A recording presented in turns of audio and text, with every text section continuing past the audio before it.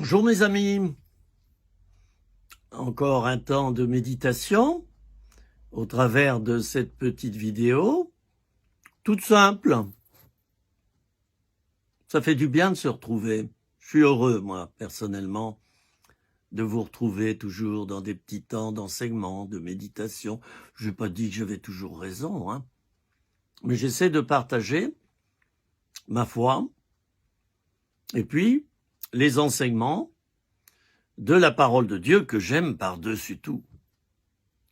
La parole de Dieu, la Bible, c'est le mode d'emploi de la vie chrétienne. D'ailleurs, je l'ai déjà dit, les entreprises, souvent, ont une Bible. Oh, c'est pas la parole de Dieu. Ils ont une Bible, c'est un manuel de travail. Ça explique comment on travaille dans cette entreprise, les buts, les moyens, l'état d'esprit, les performances ou pas, patati, patata. On appelle ça la Bible dans une entreprise. Chers amis, dans la vie spirituelle,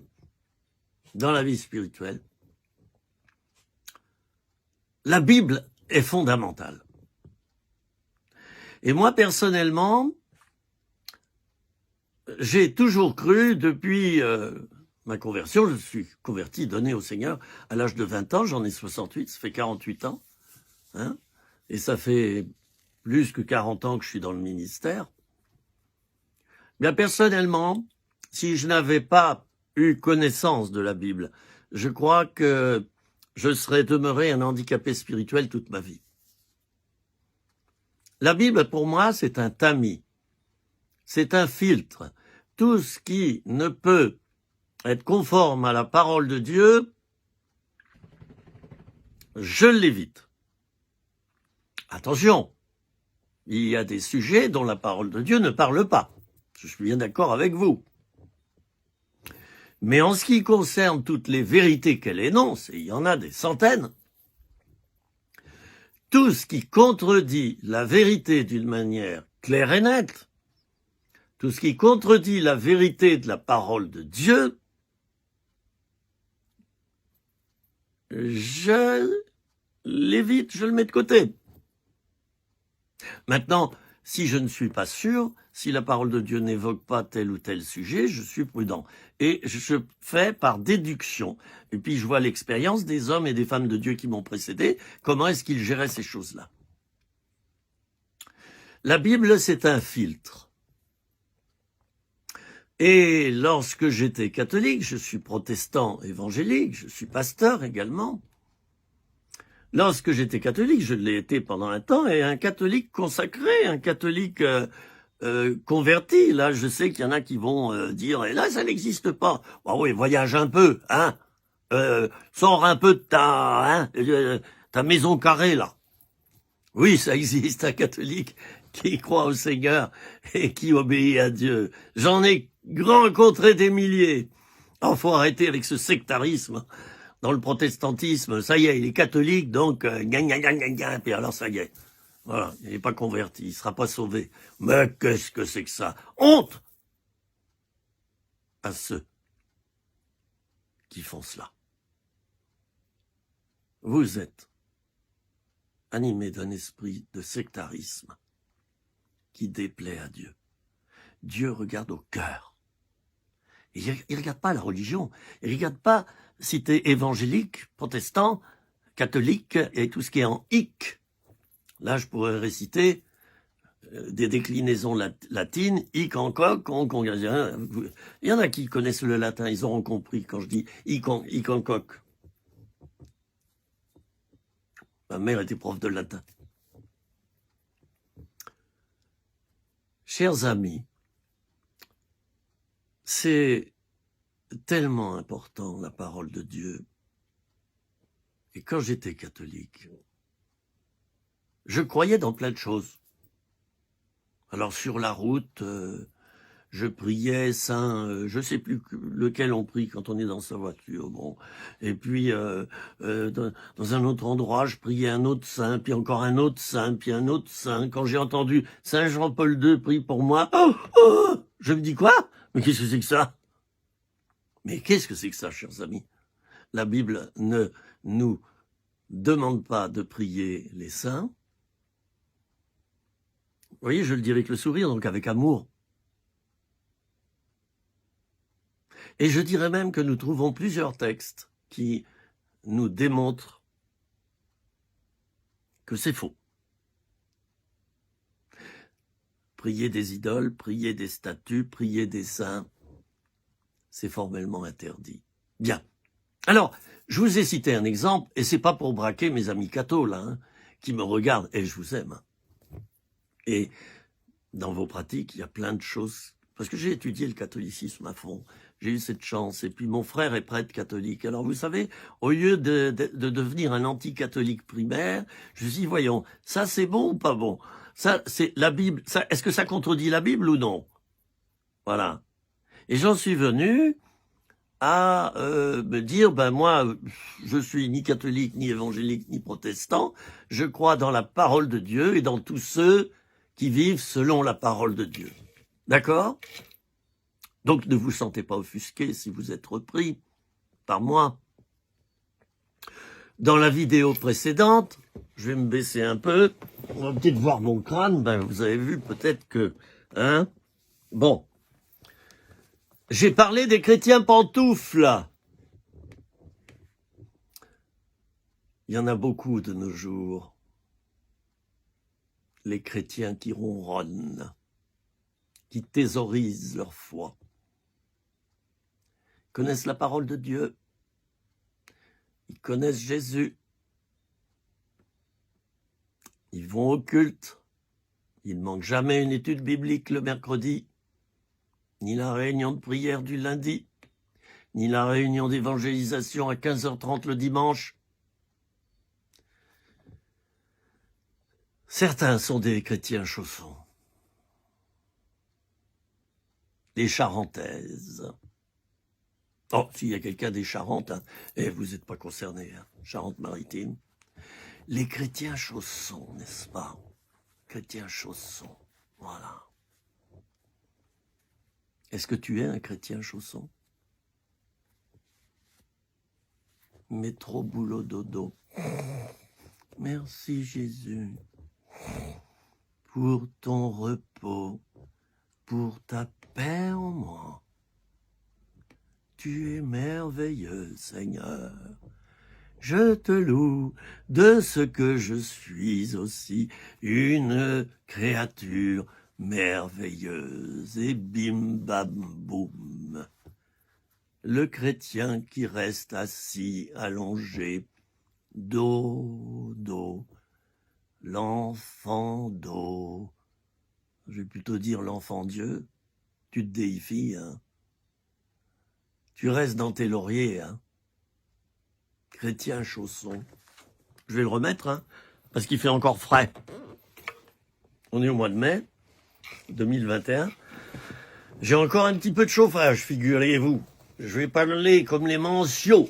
S'il y a un habitant du Mans ou de la Sarthe qui me regarde, je le salue. Vous savez bien, le patois qu'on parle dans la Sarthe, on joue les airs. Les Manciaux. C'est les habitants du Mans, on les appelle les Manceaux, mais eux ils disent les Manciaux, puis il y a la pomme de jaune. Et on roule les airs dans la salle. Alors vous trouvez beaucoup de femmes, par exemple, qui roulent les airs tout le temps comme ça. Que c'est beau. Et c'est cette France-là qu'on veut détruire maintenant. On veut détruire notre culture, notre histoire, nos coutumes, les us. On veut détruire la fraternité, l'égalité, la liberté, au profit du mondialisme. Alors, voyez, je vais dessiner un triangle, enfin facile à dessiner, je le fais avec mes mains. Le mondialisme, qu'est-ce que c'est? C'est quelque chose qui va vous emprisonner, chers amis. Un petit groupe de quelques personnes qui dirigent le monde. Et en bas, ceux qui obéissent, qu'ils soient français, allemands, polonais ou italiens ou espagnols ou que sais-je, de plus en plus, tu vas être sommé d'obéir à des lois qui déculturent ta culture, des lois qui font de toi un non-patriote, parce que aimer la France, c'est être sectaire, n'est-ce pas? Être patriote, c'est être sectaire, hein. Voilà, faut être européen, européiste, n'est-ce pas? Oh oui, très important. Alors, le gars, il dit son discours, là, il a une plaque en plastique transparent, là, qu'on voit pas, et puis il lit son discours, costume, cravate, l'Europe, l'Europe, l'Europe. Vous avez vu? Je suis pas contre le rassemblement des pays, l'unité de pays. Je suis pas contre, je suis pour une certaine forme d'Europe. Mais tout niveler, chers amis. Tout niveler. Jusqu'à ce qu'on ne puisse plus respirer et qu'on étouffe et qu'on devienne un petit machin, là, sommé de rester chez lui ou de sortir à telle heure, etc. Moi, je dis non. Qu'on nous conseille, oui, des choses dans ce sens-là, par rapport à un virus, par exemple, qu'on nous conseille fortement, oui. Mais qu'on nous oblige et qu'on nous flique, non. Et chers amis, je veux sortir là de cette pandémie actuelle, qui a été une véritable pandémie, puisque moi j'ai attrapé le virus. Donc, moi je l'appelle avec humour le coco vide. Et ça, c'est pour pas être censuré dans mes vidéos et dans mes écrits. Le coco vide. Comme ça, les robots... Bon, bref, vous m'avez compris. Alors moi, j'ai eu le coco vide en mars. Ça fait quelques jours que mes bronches, maintenant, sont rétablies et cicatrisées. Je respire assez bien. Vous voyez?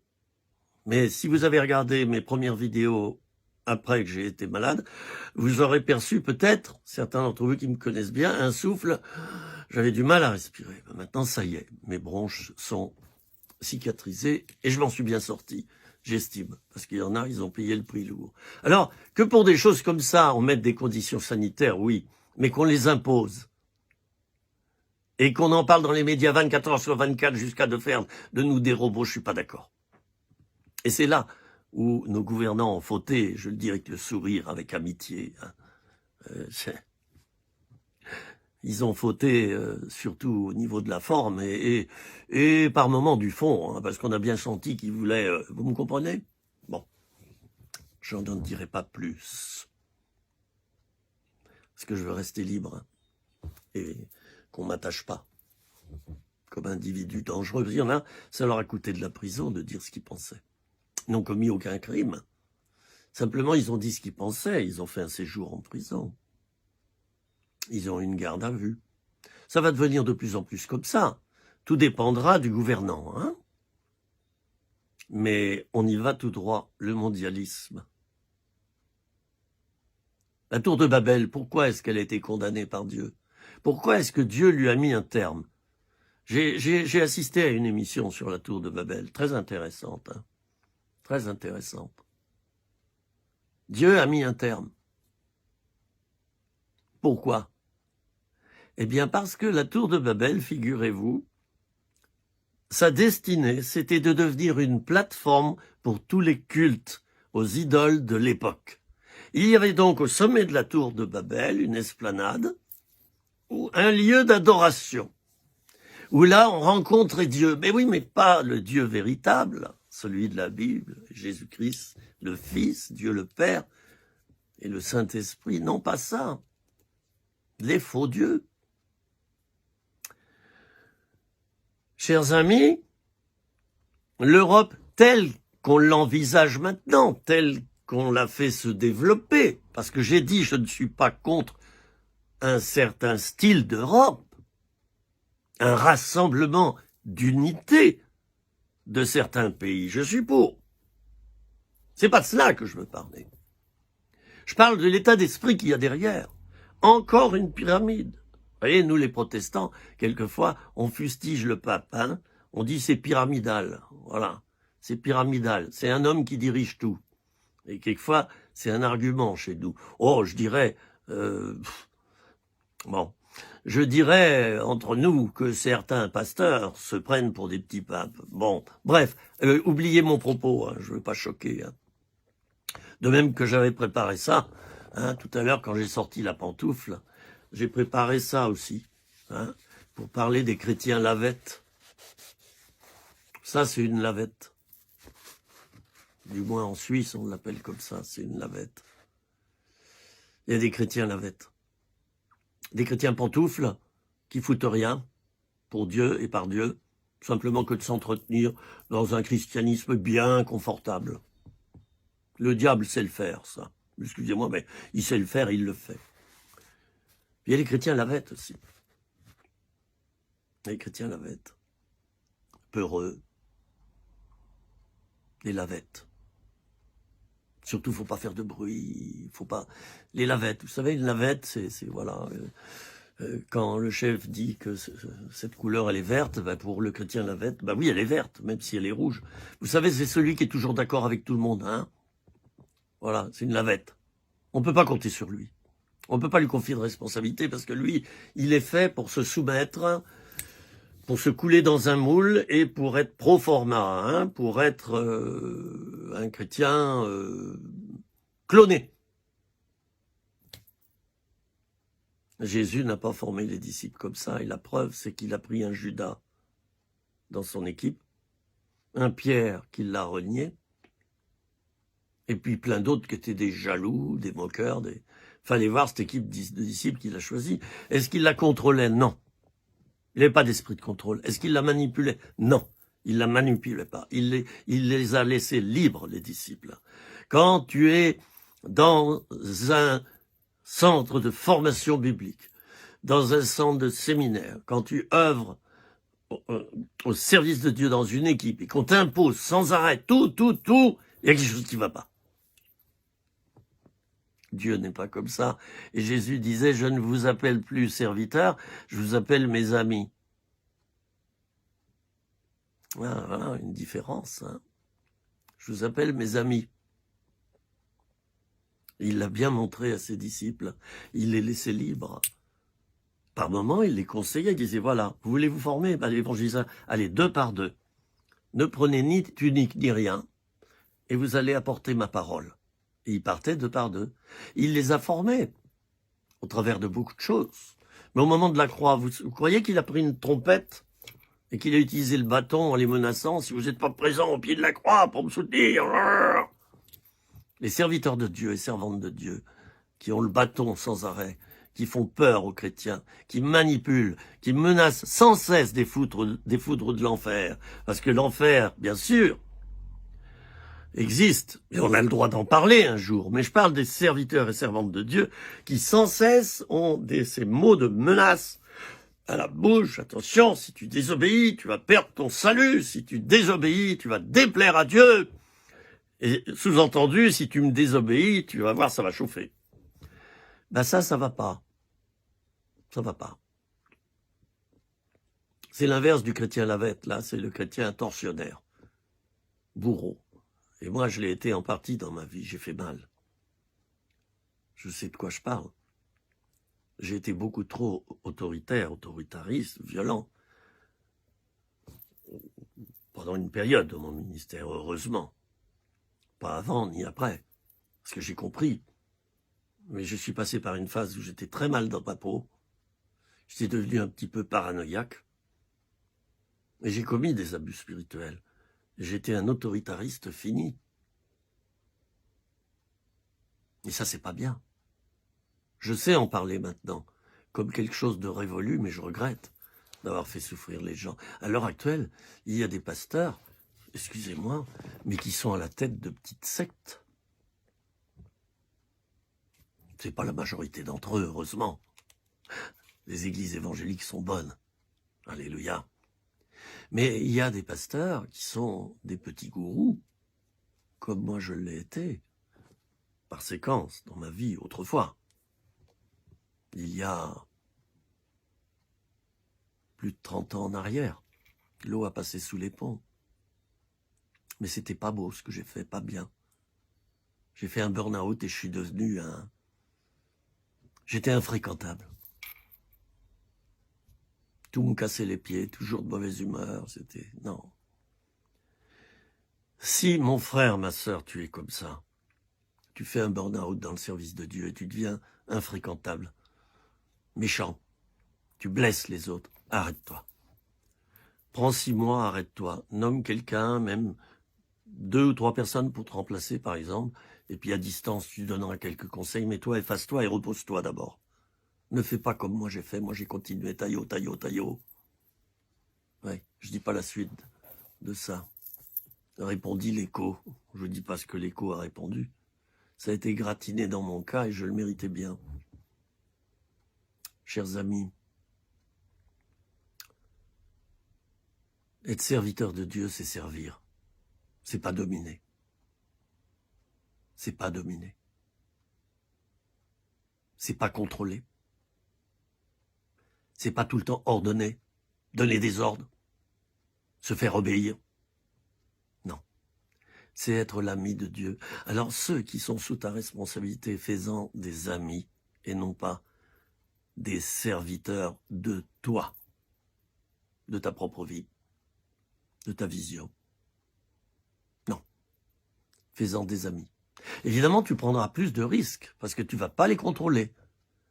Et c'est vrai que le risque, c'est une division, c'est des déviations, c'est vrai. Mais toi, tu les auras pas commises, ces déviations.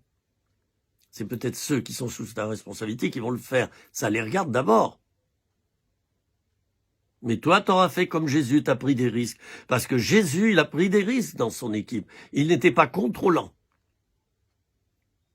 À la fois, il savait dire ce qu'il fallait faire, et à la fois, il laissait libre ensuite. Et dans l'œuvre de Dieu, chers amis, c'est important d'être comme ça. Si vous avez une équipe, ne soyez pas un gourou. Alors vous savez, il y a 2 sortes de gourous. Il y a le gourou qui s'affiche gourou, et puis bon, au bout d'un moment, on s'en aperçoit, au bout de quelques jours peut-être, on se dit, oh, c'est un vrai gourou celui-là. Hein. Bon, ça c'est plus facilement perceptible. Puis il y a le gourou déguisé. Il apparaît comme un homme bon, ouvert, rempli d'amour. Si vous voulez, il a un vêtement de brebis, et à l'intérieur, c'est un loup. Et la caractéristique du gourou qui se déguise, c'est qu'il s'appuie sur la parole, il met tout sur la parole. La parole dit que, donc obéissez à la parole, sinon... Et sous-entendu, je vous l'ai dit, sinon, vous aurez affaire à moi. On utilise la parole, quand on est un gourou déguisé, pour soumettre les gens. Ils doivent payer leurs dîmes, parler de leur vie sexuelle, de leur vie de couple, leur logement, leurs factures, s'ils vont en vacances ou non, comment ils font avec leurs enfants. Tout doit être déballé et c'est le gourou qui décide. Je me trouvais une fois dans une assemblée. Ça m'est arrivé plusieurs fois dans différentes assemblées. Voilà. Et puis, j'étais surpris. Je disais, bon, est-ce que je peux mettre la table pour mes livres ici ou pas? Est-ce que ça gêne? Parce que j'avais un stand de livres. J'étais itinérant. Je vais peut-être recommencer un peu d'ailleurs. J'étais itinérant, donc j'avais mon stand de librairie avec les livres que j'ai écrits et d'autres bouquins passionnants qui étaient à la disposition des gens. Ils pouvaient les acheter pour se nourrir. Alors je disais, mais est-ce que je peux mettre ma table là? Oh ben, faut que tu demandes au pasteur. Mais il est où le pasteur? Ben pour l'instant, il est pas là, il reviendra à 18h. Ben oui, mais moi ça sera trop tard parce que la réunion elle est à 18h. Il faut que quelqu'un me dise tout de suite. Ben oui, mais on peut pas. Ben je dis, bah tant pis, je vais trancher, je vais mettre ma table là. Ben oui, j'étais obligé de le faire. Alors le problème, c'est pas qu'on m'a dit, mais faut demander au pasteur, c'est que pour tout, absolument tout, demande au pasteur. Et puis le pasteur, il me prenait, avant ma prédication, il me disait ici, il faut pas dire ça, ça, ça, mais j'aimerais que tu parles ça, ça, ça. Que disent pas ça, ça, ça, et ça, ça, ça, et ça, ça, ça. Puis il est allé voir mon stand de librairie, il a épluché chacun des livres, il dit, oh, l'écoute de Dieu, les visions, les révélations, c'était un pasteur baptiste, hein. Je vous dis pas dans quelle ville, il doit être toujours en fonction. C'est pas un règlement de compte, hein, ce que je dis, hein. Oh là là. D'ailleurs, je vous dirai pas qui c'est. Il a dit, mais les révélations, ça n'existe plus. Les visions, les révélations, les prophéties, ça s'est arrêté au moment des actes des apôtres. Je ne sais pas ce qu'il est devenu, ce pasteur, mais en général, ce genre de gourou, vous savez, Ils sont pas pérennes, ça dure pas longtemps, leur truc. Alors il est allé beaucoup plus loin, il a interdit un de mes livres, L'écoute de Dieu, alors c'est un beau livre. Et puis alors, les 2 dernières réunions, c'est lui qui les a faites. Vous savez pourquoi? Eh bien parce que simplement, j'ai dit qu'un jour, en priant pour quelqu'un, j'ai eu une vision, je voyais une tache rouge sur le front de la personne pour qui je priais. Tache rouge. Je me dis, tiens, qu'est-ce que c'est? Ouais, je voyais, il y avait une image qui s'affichait, les visions, c'est de Dieu. Quand c'est de Dieu, d'ailleurs. Bon, en l'occurrence, c'était de Dieu. Alors, on interrompt le moment de prière pour la personne, et je lui dis, écoute, j'ai une vision, je vois un front avec un rond rouge. Donc, as-tu rapport avec l'hindouisme dans ta vie? Il dit non. Puis il réfléchit, il dit oui. Une fois, dans tel pays, j'ai couché avec une personne hindouiste. C'est de la fornication. Ben, j'ai dit, écoute, si la vision que j'ai reçue du Seigneur est juste, cette personne t'a infecté spirituellement. Vous savez quoi? On a continué à prier. Eh bien, ce frère s'est mis à tousser, cracher. On faisait rien, on n'imposait pas les mains, on chassait pas les démons. Hein. On priait simplement. Seigneur, nous t'invoquons sur lui, délivre-le. Ça a duré une demi-heure. Ben, cette personne a été délivrée. Je vous dis pas de quoi, mais elle a été délivrée. Et ça a fait du bruit. Ça a fait du bruit. Alors, je l'ai dit simplement dans cette assemblée. Hop, c'était cuit. Il m'a interrompu, le pasteur. Pas de ça ici. Et les 2 dernières réunions, c'est lui qui les a faites. Moi, j'étais sur l'estrade. C'est quoi, ça? Ce sont des gourous, des gens comme ça, qui peuvent, par ailleurs, peuvent avoir des choses bonnes. J'ai pas dit que tout était mauvais, mais c'est des gourous, ça. Esprit de contrôle, de manipulation, autoritarisme, fausse doctrine. Et ça se dit pasteur. Non, mais quelle honte. Quelle honte. Alors, mes amis, la parole de Dieu, c'est un filtre, je disais. C'est un filtre. Et il est bon de croire dans toute la parole de Dieu. Un chrétien, une fois, j'ai dit, bah, écoute, hein, t'es pas d'accord avec ça, et pourtant c'est bien biblique, bah, prends donc une paire de ciseaux, hein, et puis ta Bible, tu vas découper dedans tout ce que tu crois qui n'est pas biblique, hein. Vas-y, là, allez, commence à découper, enlève des versets, parce que, bah, dis donc, il restera plus grand-chose, d'après ce que j'entends, dans ta Bible. Ah, ça, c'est un piège, vous savez. C'est un piège, ça. Dans la Bible, on commence à faire une sélection, ça, j'y crois, ça, j'y crois pas. Ah oui, c'est l'évangile à la sauce, je sais pas quoi, moi. Hein. La parole de Dieu, c'est un filtre. Et il est bon que toute religion chrétienne, on puisse l'examiner au travers de ce filtre. Mais attention, pas d'une manière légaliste, pas d'une manière fondamentaliste, pas d'une manière hypocrite, mais avec bonté et fermeté. À l'âge de 22 ans, j'ai quitté mon groupe charismatique catholique de prière parce que j'ai tout fait. Je n'avais plus à manger spirituellement. On m'avait pas appris l'amour de la parole. Et ce sont les protestants que j'ai rencontrés ensuite, par hasard. Le hasard fait bien les choses, il n'existe pas. C'est la providence. Eh bien, j'ai pu accéder à une église à Paris, une église évangélique qui était tenue autrefois par le frère Jules Taubois, un pasteur extraordinaire qui est décédé maintenant, il est auprès du Seigneur. J'ai pu avoir accès à cette église et là, ça a été merveilleux. J'ai avancé spirituellement. Et voilà que Dieu m'a appelé au ministère. Ben oui, de toute manière, j'aurais pas pu rester catholique puisque quand on a un ministère chez les catholiques, il faut être célibataire. Ben non, moi j'étais plutôt à chaud lapin. Il n'y a pas que ça d'ailleurs. Hein, j'aimais les femmes aussi. Et j'aimais la compagnie d'une femme. C'est une aide précieuse. Non seulement une aide, mais c'est quelqu'un qui est égal à moi. Ça ne veut pas dire similaire, qu'elle est comme moi, mais elle est égale. C'est autre chose. Alors, bah écoutez, de toute manière, j'aurais pas pu exercer mon ministère dans le milieu catholique. Il y en a qui m'ont répondu, des catholiques qui m'ont dit, mais si, tu aurais pu devenir diacre. Ben non, Parce que, bon, ok, le diacre, bah oui, mais le diacre, il y a plein de trucs qu'il peut pas faire. Il est pieds et poings liés par moment. Moi, j'avais un ministère dans les rues, évangéliste de rue. Les catholiques n'imposent pas les mains à un évangéliste de rue, ça n'existe pas, ça. Ils ne reconnaissent pas ce ministère d'évangéliste. Ils reconnaissent un seul ministère, c'est la prêtrise. Bon, alors j'ai quitté le catholicisme, et je suis pas en train là de faire du racolage et de dire devenez protestant. Ça, c'est mon chemin personnel. Hein? Et vous savez ce que Dieu a fait? Eh bien, pendant 15 ans largement, j'ai eu une tribune sur Radio Notre-Dame, une radio très catholique, fondée par le cardinal Lustiger, que j'ai pu rencontrer.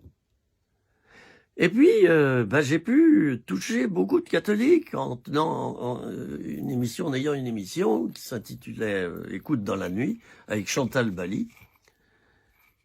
Et j'ai quitté le catholicisme pour pouvoir rentrer dans le ministère, bien connaître la parole de Dieu et avoir un fondement spirituel solide. Et Dieu m'a renvoyé vers les catholiques pour leur apporter justement cette base scripturaire. Je l'ai fait avec amour et bonté, sinon il m'aurait viré, de même qu'une radio protestante aurait viré un catholique trop catho. Moi, j'ai choisi d'être très ouvert, et ça a marché. Et j'ai pu faire beaucoup de bien aux gens. Il y avait 150 000 personnes à chaque émission. Je me suis imaginé que j'étais dans un stade avec 150 000 personnes qui m'écoutent pendant 2 heures. Ça vaut la peine, non? Croyez-vous que j'ai été encouragé par des pasteurs à continuer dans ce créneau sur une radio catholique? Jamais. Pas un seul pasteur m'a dit « c'est bien tes émissions, tu touches nos amis catholiques, ils en ont besoin ». Jamais. Silence radio, l'amour, hein? Ouais, il va chez les cathos. Ah, le sectarisme, hein, j'en ai une horreur du sectarisme. Non. J'ai été un peu sectaire au début, maintenant je ne le suis plus. Je discute avec tout le monde. Avec tout le monde. Oui. Discuter avec tout le monde. Alors la parole de Dieu, j'y reviens. Elle est un filtre, chers amis. Il faut avoir le courage de bien connaître ce filtre et de le respecter. Sinon, ça n'ira pas dans notre vie. Ça n'ira pas. Alors, j'ai tout examiné, l'histoire de l'Église catholique, le fait qu'on impose aux prêtres d'être célibataires. Il y a juste l'apôtre Paul qui dit, quand on est célibataire, c'est mieux parce que on peut être plus disponible pour le service de Dieu. C'est tout, mais c'est pas un ordre. C'est pas un ordre. Les premiers papes étaient mariés, chers amis. Les premiers prêtres étaient mariés. C'est encore mieux parce qu'on peut toucher les familles par expérience et non pas par enseignement. Qu'est-ce que c'est que ces célibataires qui vont apprendre au couple? Hein? Vous comprenez ce que je veux dire? Mais c'est quoi ça? Bon, alors, moi je me suis marié. Et puis il y a plein de choses que j'ai lâchées par rapport au catholicisme. Hein? Certaines idoles, certaines choses que j'ai lâchées. Mais les choses qui étaient bonnes, je les ai gardées. Il ne faut pas jeter le bébé avec l'eau du bain. Je les ai gardés, j'ai pu toucher mes amis catholiques avec beaucoup d'amour. J'ai beaucoup d'amis catholiques, beaucoup. On s'apprécie énormément. On dit presque la même chose, mais il y a des choses auxquelles je n'adhère pas. Mais je le dis avec le sourire, je dis ça, tu sais très bien que je n'y crois pas. Voilà pourquoi se diviser. La Bible est un tamis, elle est un filtre, et si quelque chose ne passe pas par ce filtre, mets-le de côté. Mets-le de côté. Les grumeaux ne passent pas. Il n'y a que la farine fine qui passe. Alors au début de ma vie, ça a été très très important, ça, que je prenne d'abord un filtre pour m'aligner sur la parole de Dieu, et après ça a été extraordinaire. J'ai pris au mot la parole de Dieu, mais pas d'une manière légaliste. Hein. Mon Dieu pourvoira à tous vos besoins selon sa richesse et avec gloire. J'ai dit, Seigneur, je suis à ton service, tu pourvois. Pas de salaire pendant 15 ans. Et j'ai manqué de rien. Et quand j'ai eu un enfant, on m'a dit, oh là, 2 enfants, 3 enfants, oh, alors 6 enfants, ah, mais Dieu pourvoyait pour 8, comme il pourvoyait pour 1. Vous voyez, il y a ma montre qui m'a dit, je suis désolé. Ben moi, je suis pas désolé, hein. Vous voyez, la montre là, hein, je peux vous la montrer. Elle me donne l'heure, il fait 11 degrés et il y a des averses, hein. Et puis elle m'avertit en cas de danger. Si je tombe par terre et que je bouge plus, au bout de 3 minutes, elle appelle le SAMU. Si je tombe par terre et que je bouge, elle va pas réagir. Mais j'appuie un appui long ici, ça avertit les secours qui vont arriver. J'ai voulu me doter de cette montre à la fin de mes jours, parce que je vis seul. Hein, évidemment, toi qui es marié, tu n'as pas forcément besoin de ça. Parce que c'est ta femme, peut-être, ou ton mari qui va avertir les secours. Et quand on est seul dans un petit village paumé, ben la porte, elle est fermée à clé, quoi. Hein. Bon, s'il m'arrive quelque chose, bon, voilà. Mais c'est Dieu qui me protège d'abord. Hein. Bon. Alors, mes amis, retenez bien ça, je termine cette petite vidéo. Je termine en disant que si vous n'utilisez pas la parole de Dieu comme un filtre, vous aurez accès à plein de fausses doctrines. J'ai vu ainsi, en rentrant dans une église où il y avait plein de statues, quelqu'un devant la statue qui avait une pelote de laine et qui jetait la pelote de laine contre la statue, puis il la ramassait, puis il jetait à nouveau. Alors je me suis approché de lui, parce que moi j'aime parler avec tout le monde, même avec ceux avec qui je suis pas d'accord. D'ailleurs, ça fait des remous, parce qu'on se dit, qu'est-ce qu'il a derrière la tête? Il y en a qui me détestent. Moi, vous voyez, quelquefois je suis étonnant parce que j'aime mes ennemis. C'est Dieu qui m'en donne la force. Alors ils ont peur quand je m'approche d'eux, et quand je leur dis que Dieu te bénisse, ils pensent que c'est une manière de se venger ou d'être ironique. Mais ça vient du cœur chez moi. Alors je m'approche de la personne qui jetait cette pelote de laine à un endroit bien précis de la statue. Et puis, je lui dis, mais vous faites quoi? Ben voilà, c'est Saint, je sais pas quoi, la statue c'est Saint un tel. Et puis, je jette la pelote de laine, c'est marqué, il y a une plaque ici, il faut jeter la pelote de laine exactement à l'endroit où on a mal, on le jette plusieurs fois, on récite telle prière, et on sera guéri. Est-ce que vous croyez qu'il m'a convaincu? Non. Moi, je lui aurais bien proposé de sortir dehors, de lui imposer les mains, pour qu'il soit guéri, parce qu'il n'y a que ça dans la Bible. Vous imposerez les mains aux malades et les malades seront guéris. Mais pourquoi faire tout un tas de bazar? Pourquoi tous ces rajouts, chers amis? Pourquoi tous ces rajouts? Pourquoi toutes ces traditions? Je n'ai rien contre la tradition avec un grand T, c'est-à-dire toute l'expérience de l'Église.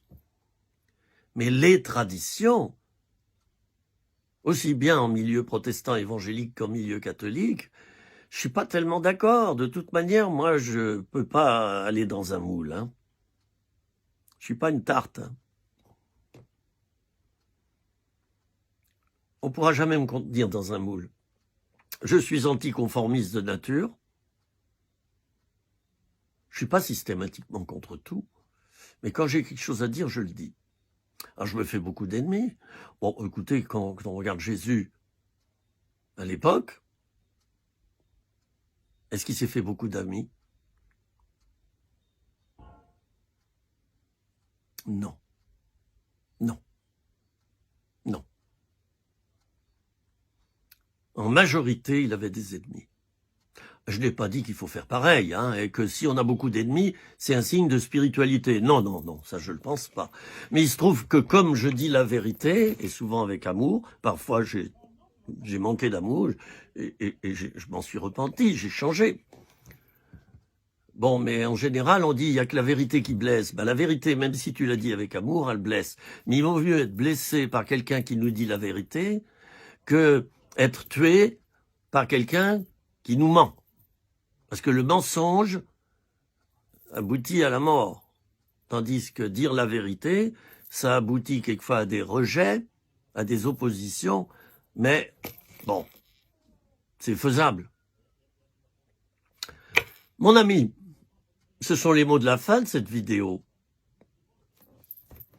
As-tu passé toute ta vie au travers du filtre de la parole de Dieu, même tes péchés, tous tes comportements, ton identité, tout, les doctrines, tout. Est-ce que tu l'as fait ou pas? Si tu l'as pas fait, tu es un chrétien mélangé. Libre à toi, tu peux rester comme ça, hein, moi je t'en veux pas.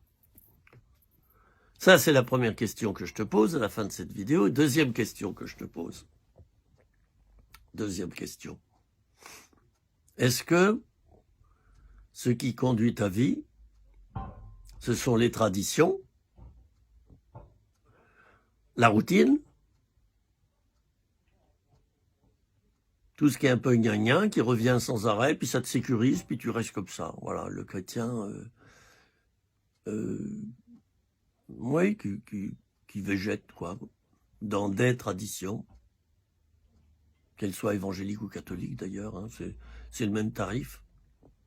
Où en es-tu par rapport à ça? Je te souhaite le meilleur, de te dépouiller des traditions qui contredisent la parole de Dieu et qui t'empêchent de marcher par l'esprit. Et je te souhaite également le meilleur en